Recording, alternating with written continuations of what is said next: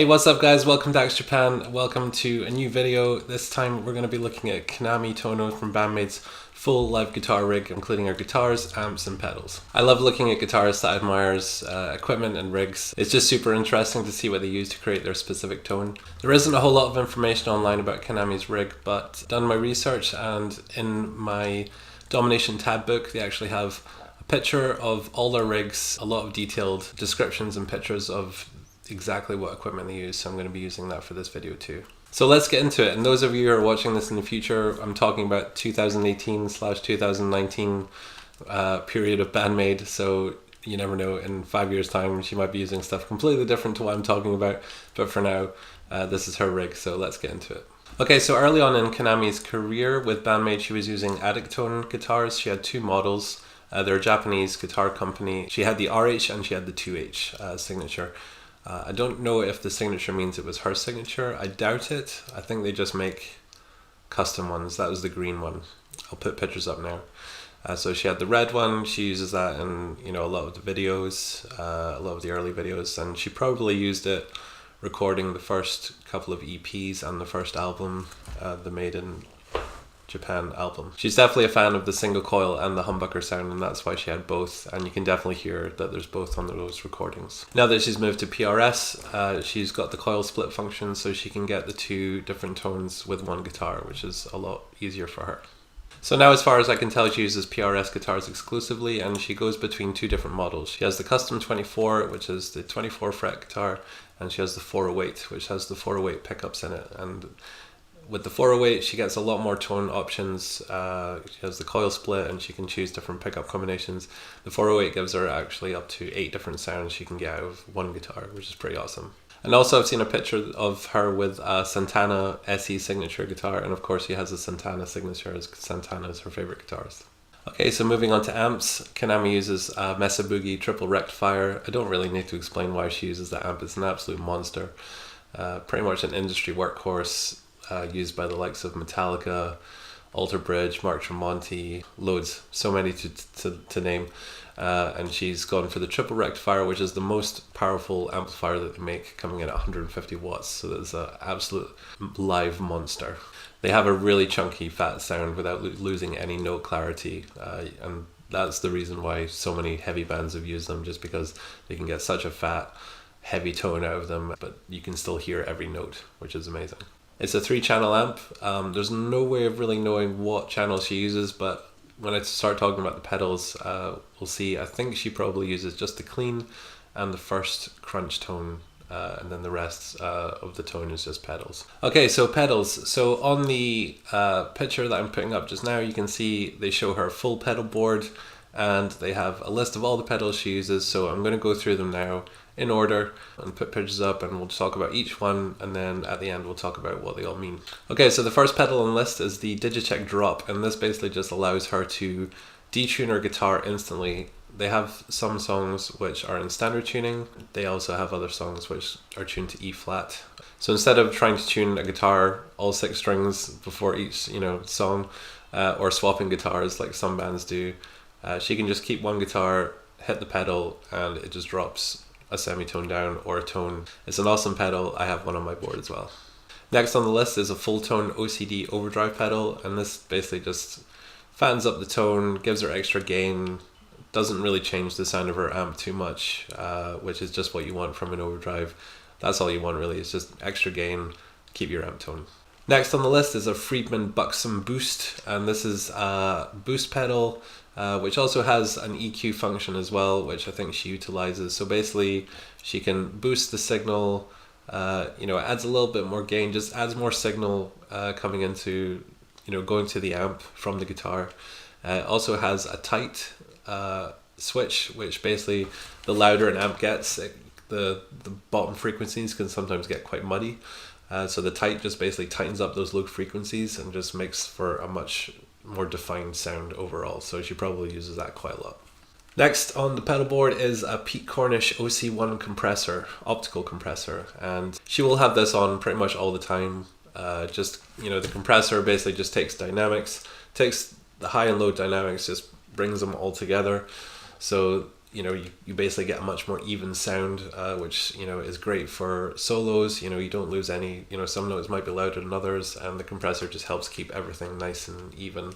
And that goes across the board. Rhythm, lead, picking, clean, anything like that. So yeah, it's a good pedal. It's quite an expensive pedal, kind of a boutique pedal, not easily come by. So yeah, that would be a cool one to have as well.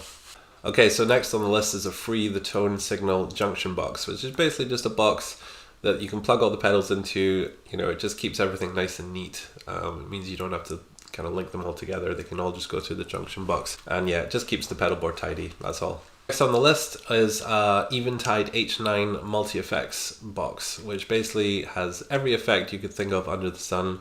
It's hard to know what she really uses it for, but I would guess it's just a delay. I think I saw a picture once on her Twitter, and the setting that was on the pedal, because you can see it on the screen, I think was a delay. So I think she uses it as a delay. Next on the pedal board is another delay, and it's a Free the Tone Flight Time digital delay. And this is a really cool delay because it has a really cool feature where you can basically play and it will analyze what you're playing. It has a built-in mic, and it will set the delay time for what you're playing instantly. You don't have to tap it. You can tap, I think, to get close, and it will just automatically set your delay to what it should be. And it's super fast, super accurate, so I can imagine live it's a really handy tool to have, and will probably be her main delay pedal. It's also made in Japan. After that is another delay. She's a super big fan of delays. It's an Eventide Time Factor, and it's just another high quality digital delay. I would imagine that she just uses this delay maybe for the solos, or maybe it's for the clean. She probably has the different delays for different sounds, and we'll talk about that more later. Next on the pedal board is a One Control Strawberry Red Overdrive. And this is a warm, kind of classic sounding overdrive, and it'll be perfect for on our clean channel if she wants to make it a bit more gritty and vintagey, or over her crunch tone, just to give her a bit more of a hard rock vintage distortion. Okay, next on the pedal board is an Exotic EP Booster, and this is just a basic clean boost pedal. It's very high quality. A lot of people use it, and it basically, again, same with the Friedman, just takes the signal and just gives it a boost. Applications for this normally would be for guitar solos where you just want to kick it and just kick it in a little bit harder so the solo really stands out. So that's probably what she uses it for. The EP Booster is based on a preamp that was in the classic EP3 Echoplex that was used by Jimmy Page and Van Halen and people like that. So I can see why she would want to use that. Next on the pedal board is the Korg Pitch Black tuner. Nothing I can really say about the tuner. She needs to keep her guitar in tune, so the Korg Pitch Black is a really good pedal for doing that. Nice and clear and easy to see, especially on stage. Okay, so next on the pedal board is the hub of the pedal board, which is the Free the Tone Signal Arc 3 audio routing controller. So basically what this does is it acts as, like I said, it acts as a hub for the pedal board. So basically in the controller you have 8 different loops that the pedals can go into. So instead of just daisy chaining each pedal together, you just put them, so you could put an individual pedal into one of the loops. So say loop 1 could be the compressor, loop 2 could be an overdrive, or you could have multiple pedals in a loop. And also these loops are independent, so you're not going to lose any quality going from pedal to pedal or loop to loop. And the way that the controller is designed to actually improve the sound throughout the whole signal chain. So it's a really cool tool to have. And also when you have all your pedals set up in the different loops, it's really easy just to go in and make presets on the controller, so you can choose exactly what pedals are going to be turned on each button press, which is a really cool thing to use. And Kanami will definitely have her sound set up for each type of tone that she wants to have live. And I would imagine the there's some pedals that I think will be on everything, so they might not be in the loop. Things like the compressor, that'll be on all the time. The drop pedal, the wah, all that stuff will be on all the time. So, but all the stuff that she might want to just pick and choose and just use selectively, then the controller is going to be used for that. And also the amp switching as well. Everything will be done through the controller. So that's really all she needs to step on, is just the controller. Everything else is taken care of. Okay, then after that on the pedal board is a Shins Music Baby Perfect Volume pedal. And I couldn't really find a whole lot of info about this. It's a Japanese company, volume pedal. can't really say too much about it other than, you know, it's a volume pedal. It basically just does what turning the volume down on your guitar does. So, you know, it's just easier to do with your foot. So, you know, it just means, you know, she can lower the gain. You know, if you turn the volume down on your guitar, you're basically, you know, we call it cleaning it up. So basically, if you've got a gain sound, you know, you can turn the volume down and it makes it a little bit more clean sounding. And you can do the same with the volume pedal as well. So it might just be there just for ease of use. Okay, and then the last pedal is the Morley Vi2 wah pedal, and Morley have great wah pedals.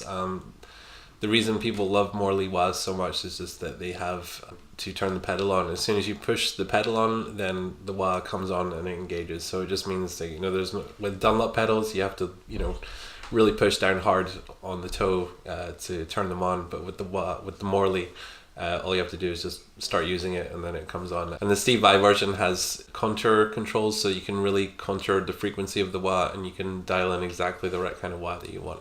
Okay, so that was the rig. So now that we've looked at all the different components, let's talk about it a little bit. Okay, so it goes without saying that her rig is quite a beast, and you know, the combination of PRS and Mesa Boogie is, you know, just an amazing combination.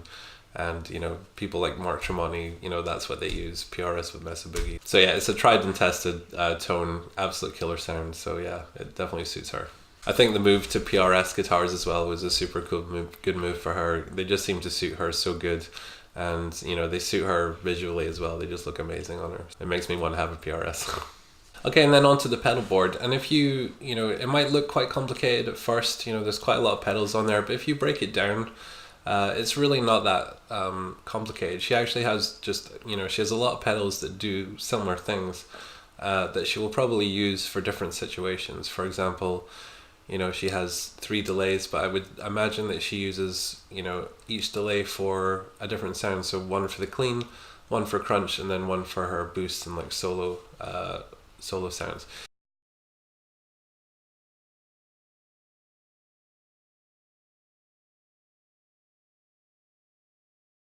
If you actually look at the picture on the book, you can see that she's labeled some of the buttons on the controller. One's called crunch, one's called boost, and another one's solo. So I imagine the clean is just you know, nothing, no buttons on. And then the crunch, I would imagine, is just her, the channel 2 from the Mesa Boogie with a decent amount of gain. She may use the full tone OCD together with that to make her crunch tone. And then basically the boost sound that she's got is just that with the Friedman added. Or the boost sound could be the OCD and the Friedman together. I don't know. I would imagine that the overdrive would be on all the time and she just uses the Friedman as a boost. And then the solo button, I would imagine, is again just the channel 2 of the Mesa Boogie with possibly the EP booster and the strawberry red overdrive on at the same time, and that basically will give her extra gain and a boost and a kind of a vintagey, you know, sound, you know, nice and warm, great for solos. And then she's got a delay for that sound as well, and they all get turned on at the same time when she pushes down on the solo button on her controller. And other than that, all the other pedals are, you know, kind of independent. The compressor will be on all the time, will cover all the channels. And the tuner, you know, that'll just be on all the time. She can just mute and tune away. The wah, I think, you know, she can just kick that on anytime you use it. The volume pedal she can use anytime. And the Digitech drop pedal she can just use when she needs it, you know. And that's it. That's all that's on the pedal bar. And the rest is, you know, the junction box and the controller. So really, if you think about it, she only has 4 sounds, you know, 4 tones that she just uses, you know, specifically for different songs and when she does a solo. So that's it, guys. I really hope you enjoyed the video. I really hope you found it interesting as well. Even if there's any non-guitarists watching, I really hope you found that interesting as well. Sorry if I got a bit technical. But let me know what you guys think of Kanami's rig. You know, what do you think of her sound? What do you think of her live sound? What do you think of her gear? Do you have any of her gear? Would you want to get any of her gear? You know, for me personally, I would quite like to have one of those compressors and the flight time delay. They both seem like really cool pedals, and they would definitely be cool on my board. And I wouldn't mind, you know, getting a hold of one of those red and black PRS guitars as well. They're so cool.